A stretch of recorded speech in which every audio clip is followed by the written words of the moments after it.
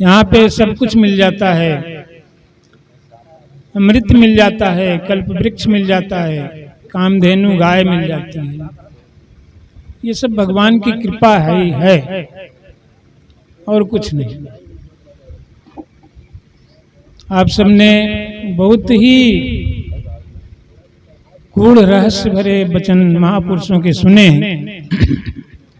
और तमाम प्रकार से भगवान का गुणगान किए हैं अपने भजनों के माध्यम से, विचारों के माध्यम से।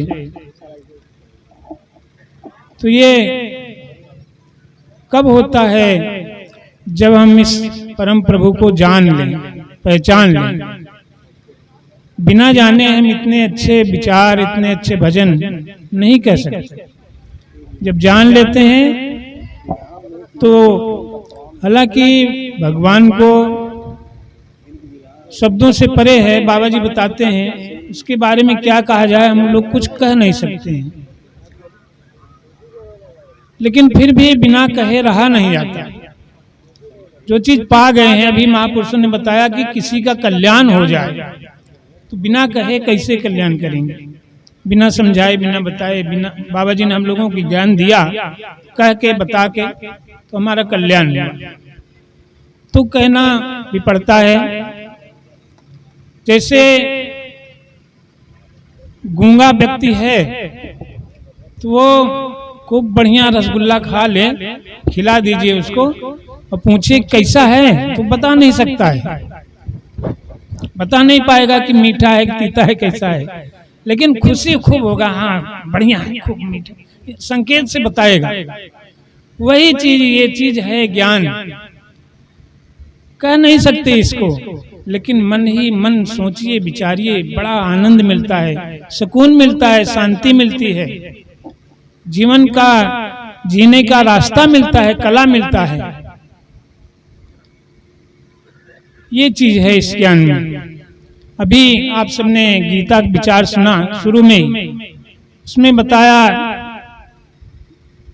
बाबा जी ने बताया कि 9 तत्वों के बारे में बताया। सारी सृष्टि 9 तत्वों से बनी हुई है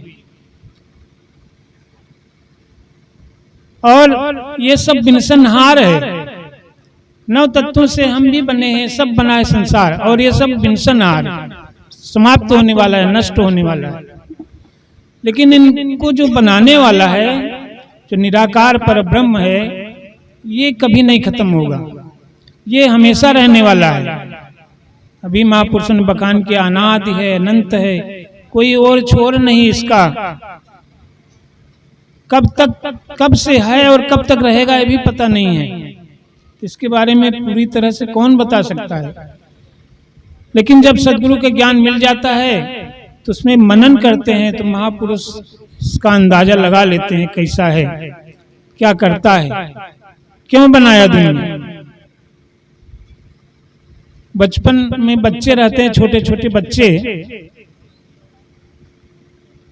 तो वो उनको कोई प्रयोजन नहीं रहता।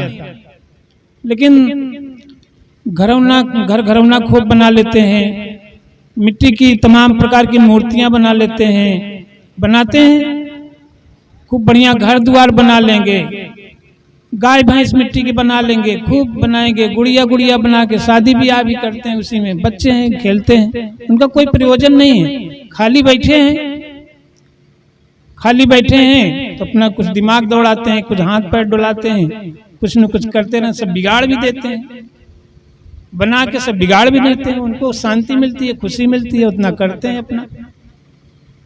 बाबा जी ने हमें बताया ज्ञान देते समय, अभी 9 तत्वों के बारे में बताया ना गीता में, इन सब से बना है।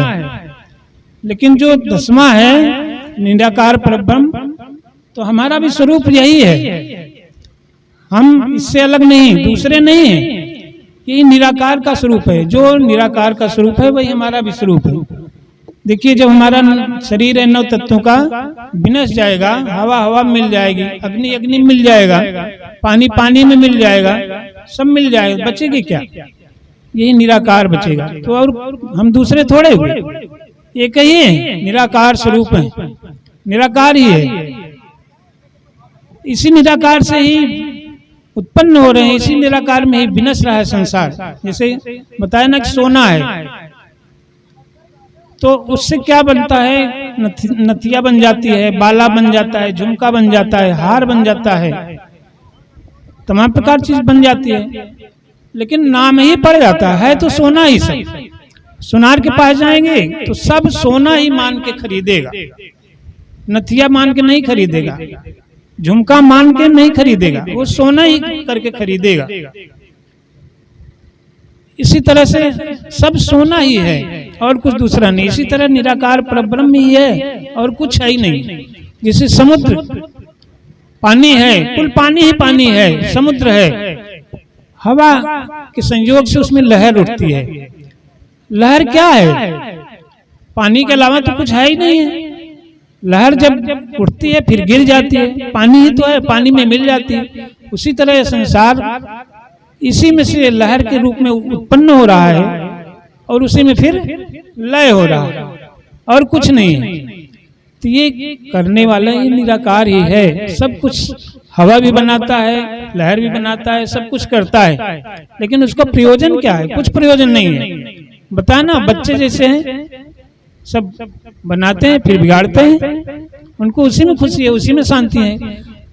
हमारे बाबा जी यही बताते हैं, हम इसी से उत्पन्न हुए, इसी में लीन होना है और कुछ दूसरा है ही नहीं है। और भी ब्रह्मज्ञानियों ने लिखा है, तमाम ग्रंथों में लिख दिया है। कहते हैं एको हम, भगवान क्या कहता है कि विचार है उसके मन में, एको हम, भगवान एक ही है, सृष्टि नहीं है, कुछ नहीं है, एक ही है, अकेला है। तो कह रहा है अपने मन में सोचा, एको हम, मैं एक हूं अनेक हो जाऊं, एको हम बहुत श्यामी, मैं एक हूं बहुत हो जाऊं, यही उसकी इच्छा हुई, मन में संकल्प आया। जैसे बच्चे हैं, चलो यार खेल खेलते हैं, तमाम चीजें बना लिया, खेले उसी में।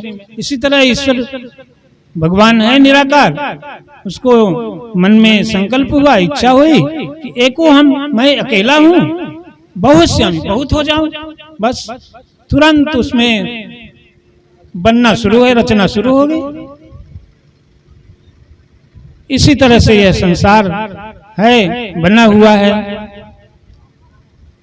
कि भगवान ही सब कुछ बन गया, केवल सोचने से इच्छा हुई उसकी, बस बन गया सब कुछ। हम लोग घर बनाते हैं, अपना निवास स्थान बनाते हैं, उसमें क्या करते हैं, खूब बढ़िया घर द्वार बन गया, रहने लगे, हम क्या करते हैं, गमले में फूल लगा देते हैं, कियारी बना के फूल लगा देते हैं, उसका कोई प्रयोजन नहीं रहता। घर द्वार तो बन गया, उसी में रहेंगे, लेकिन उसको सजा देते हैं खूब बढ़िया से, अच्छा लगता है, मन को संतुष्टि मिलती है, हमारी इच्छा की पूर्ति होती है। तो भगवान भी इतना सारा सजा दिया है बना करके, स्वयं ही सब कुछ बन गया है कि अकेला हूं बहुत हो जाऊं, जब इसकी इच्छा होगी सब अपने में समेट भी लेता है। तो साथ संगत जी है, ऐसा हमारे बाबा जी ने भी समझाया, महापुरुषों ने ऐसा भी कहा भी है। तो हम सब बड़े भाग्य वाले हैं जो ऐसे सदगुरु के पास पहुंचे, हमें अपना स्वरूप दिखा दिया। और भाई साहब धर्मराज जी ने तो सारा पुण्य बटोर लिया, यह समागम करा करके। महापुरुष ऐसे ही होते हैं, कोई भी कार्य होता है, कोई भी शुभ कार्य हुआ, कोई चीज शुरुआत किया, बाबा जी बताते हैं ना कि हमेशा भगवान का नाम लो तो सब काम बढ़िया से सफल होता है। और जब मन में दूसरी भावना रहते हैं, खुराफात रहता है, तो जाने उसका काम जाने, लेकिन भगवान का मन में बसेरा होता है, भगवान का ध्यान रहेगा, तो ये भगवान का ध्यान करने का एक बहाना है। सत्संग इन्होंने कराया, और किस उपलक्ष्य में, इनके बालक जो है, क्या नाम है, राजकमल नाम, तो उनका विवाह किया है। बचपन से घर गृहस्थ में आने वाले हैं, गृहस्थी बसाएंगे अपना, तो इसलिए उन्होंने किया ये सब। भगवान उन सबको मंगलकारी करें, उनका जीवन सुखमय हो, बेटे का भी और बहू का भी जोड़ा बना रहे हमेशा। भगवान निश्चित बनाए उनको, जीवन में उत्थान करें, जीवन में उन्नति हो, सुखमय हो जीवन उनका, और बहू बेटे भी मिलकर के अपने माता पिता की आज्ञा में रहें, उनका कहना माने और उनकी सेवा में अपना जीवन बिताएं।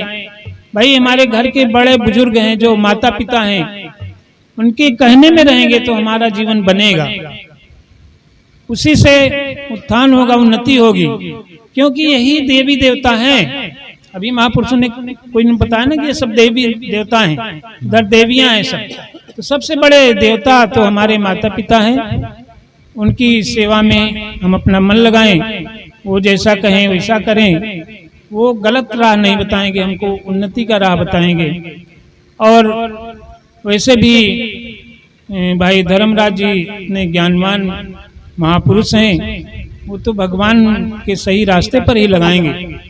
तो इस तरह हम सब उनको आशीर्वाद देते हैं, सभी साधु संगत की तरफ से उनको आशीर्वाद दिया जाए, उनका जीवन मंगलमय हो, सुख से भरा हो, उन्नति हो और सुख से जीवन यापन करें। बोलिए सद्गुरु भगवान की जय।